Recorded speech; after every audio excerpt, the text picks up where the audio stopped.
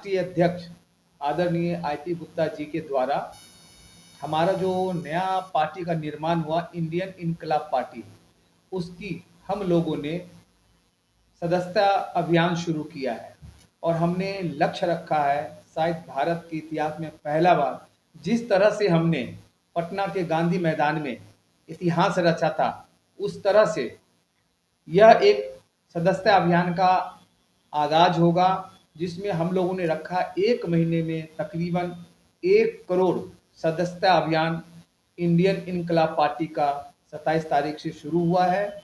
और हमारा यह आंदोलन और सदस्यता अभियान अब देश की राजधानी दिल्ली में शुरू होने वाला है, जिसमें हमारे अखिल भारतीय पान महासंघ के प्रदेश अध्यक्ष आदरणीय भाई संजीत जी हमारे साथ बैठे हैं।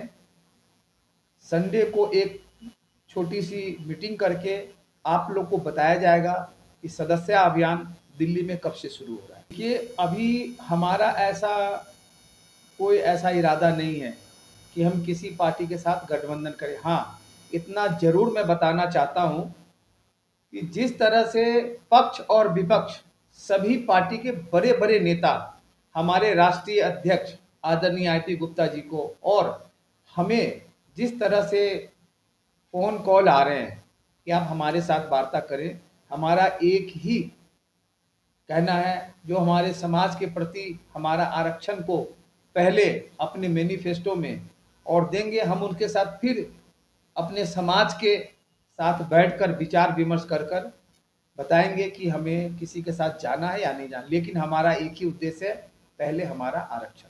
अब जो हमारी आरक्षण की लड़ाई जो हमने शुरुआत की थी, अब हमें ये लगता है कि आरक्षण की लड़ाई में हमें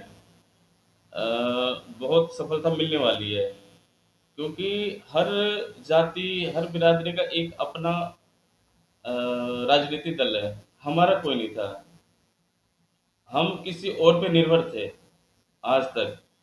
लेकिन अब जो हमारे राष्ट्रीय अध्यक्ष जी ने ये राजनीतिक पार्टी बनाई है, इस पार्टी के माध्यम से हमें लगता है कि आरक्षण अब जल्दी मिलेगा हमें। देखिए, हमारा जो समाज है वो बहुत ही दबा कुचला रहा है। 75 साल से आज तक किसी पार्टी ने हम लोगों को कोई अपना महत्व नहीं दिया और उसने हमारे साथ खिलवाड़ किया।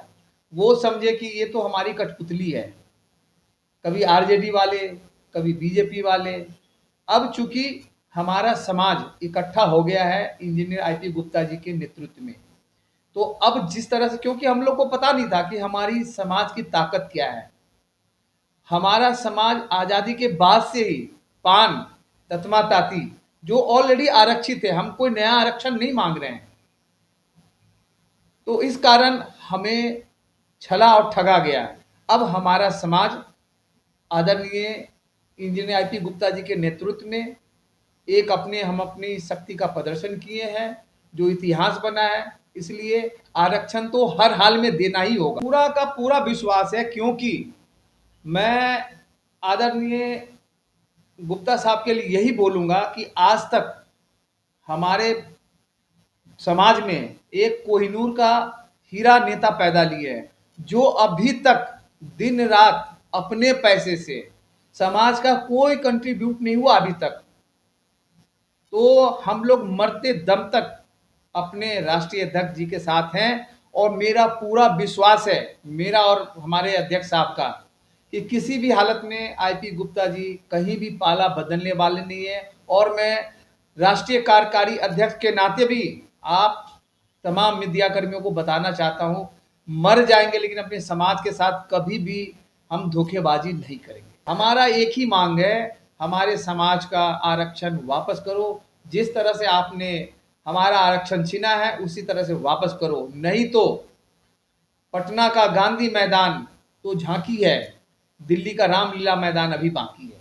हम तो दोनों अध्यक्ष जी साथ ही हैं और मेरा दिल्ली के सभी वासियों से, जो खास करके पान समाज के हैं, उनसे मेरा आग्रह है, निवेदन है कि हम एक अपना सभा कॉल करेंगे और सदस्यता अभियान, मैं राष्ट्रीय अध्यक्ष जी के अभियान को तकरीबन हम लोग भी कोशिश करेंगे कि 1 महीने में 50,000 कम से कम सदस्यता दिल्ली के वासी को दे। और हमारे राष्ट्रीय अध्यक्ष जी ने एक और बात बोला है कि जात से जमात तक, सिर्फ जात तक हम सीमित नहीं रहेंगे, हम जमात में भी जाएंगे, अपना सदस्य बनाएंगे और अपनी एकजुटता का प्रदर्शन करेंगे।